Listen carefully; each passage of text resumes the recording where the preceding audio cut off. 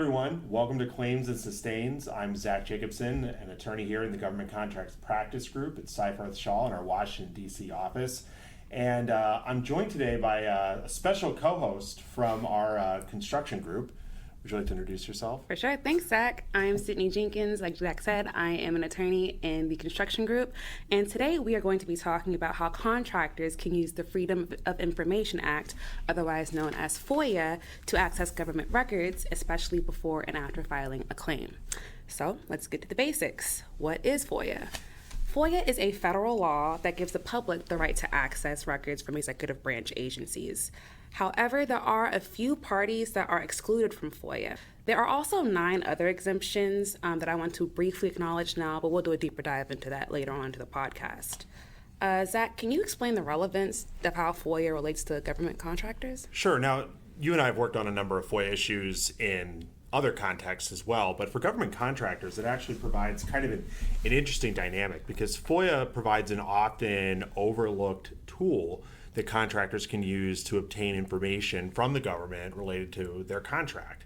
Now, it doesn't give them the right to demand answers to specific questions or to force the government to create new records, but to the extent that the government has existing records that may contain information the contractor would like to know about, FOIA is a tool that allows them to access those records, and having access to those records may give them the opportunity to gather information that they otherwise wouldn't be able to get without going into litigation.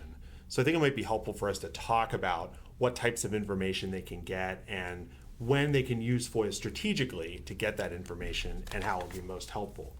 So I primarily practice in the claims world, so I'll think of it in terms of when you file a claim. FOIA can be helpful, I think, both before and after you file a claim, depending on what you want to accomplish. So pre-claim, FOIA is just a great way to kind of understand what's happening behind the scenes with the agency, especially if you're dealing with an agency that's not been very forthcoming with information. Perhaps the agency has changed the scope of your contract without doing a formal modification, and maybe they've withheld key approvals or have sat on something that you've submitted for a long time and they're not giving you any information as to why. Or perhaps they're concerned that they're documenting performance concerns internally, but they're not sharing them with you, and you as the contractor have not been given a due opportunity to respond. So really, this FOIA request process gives contractors the ability to access that information now, before there's a dispute, so they can become aware of one and perhaps begin to build a narrative if a claim is necessary. Now, that's different from post-claim. Now, post-claim, you're going to have a relationship, if you will, with the office that you had your contract with, because you're going to be in litigation, and so they'll be subject to formal discovery notices, and they will be in a litigation posture. You'll be dealing with an agency lawyer, you'll have a lawyer, it's adversarial. FOIA, however, is not just limited to that contracting agency, because there's a lot of different government offices that are involved with your contract, including the program office. If you're working on a military installation, the military installation's public works office, or another office, or various other government end users who are somehow involved in your contract. You can serve FOIA requests on those separate entities outside of the litigation, which may give you insight to types of information that you just aren't going to get necessarily through formal discovery with a contracting agency. That can include emails, formal memos, meeting minutes, presentations, or formal orders or instructions originating from other offices that may be outside of the realm of contract administration. And by using FOIA, as I and others have done during contract litigation, you can get your hands on those records without having to go through an adversarial discovery process. Absolutely. And FOIA is often the only way to even get behind the curtain. So especially when, formal discovery hasn't started yet or just isn't available whatsoever. So it can be a really valuable tool for contractors.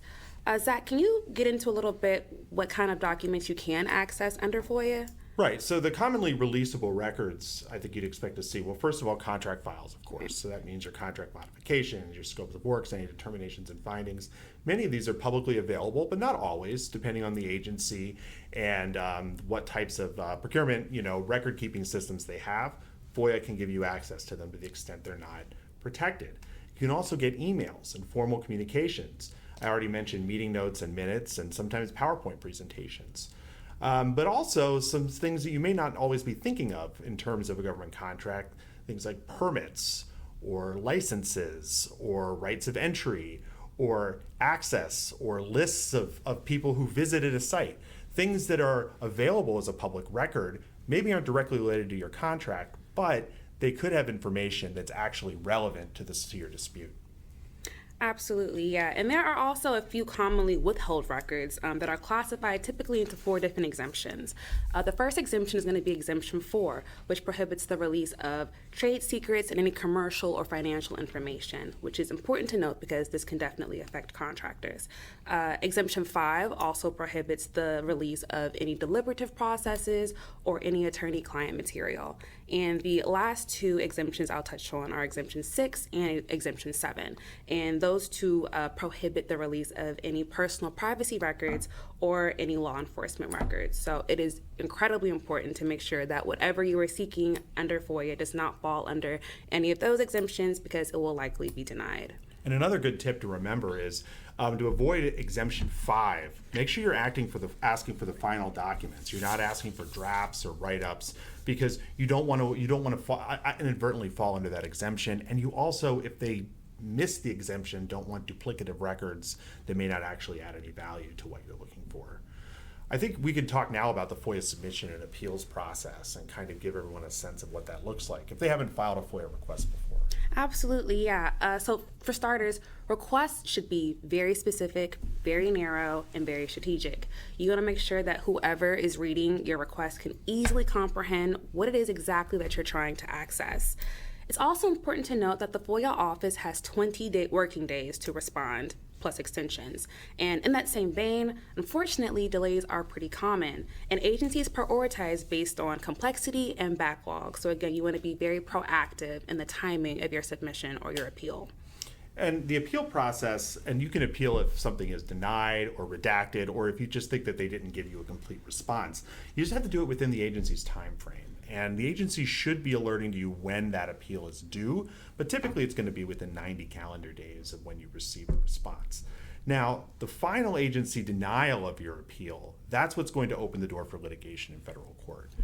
Now, it's something to mention that litigation in federal court, as much as lawyers may enjoy it, is certainly not always going to be practical for a government contractor just seeking to get additional information, because FOIA litigation can be costly, it can be time consuming, and frankly, unless it is critical that you get your hands on those documents, is probably not going to be worth most people's times to pursue. I think that it also is important to talk about dealing with these FOIA officers, right? Because we've been talking a lot in terms of the context of litigation, and it's important to emphasize that FOIA is not an adversarial process.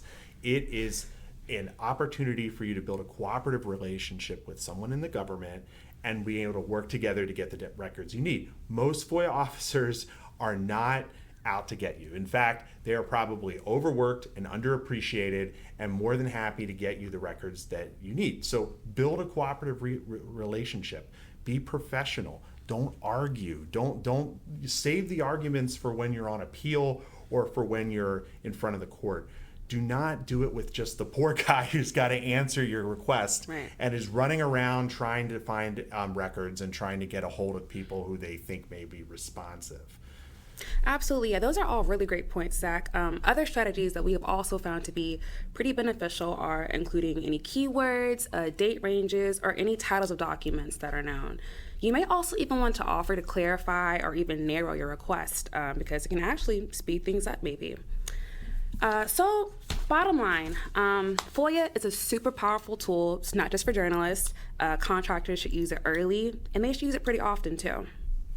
And remember, it's not discovery and it's not an adversarial process. So manage expectations and timelines accordingly. Really, it's something you may want to start sooner rather than later because of the cooperative and non-adversarial nature of the process. Absolutely. Great. Well, thank you all for joining us. Again, this has been another episode of Claims and Sustains, and thanks for listening. Thank you.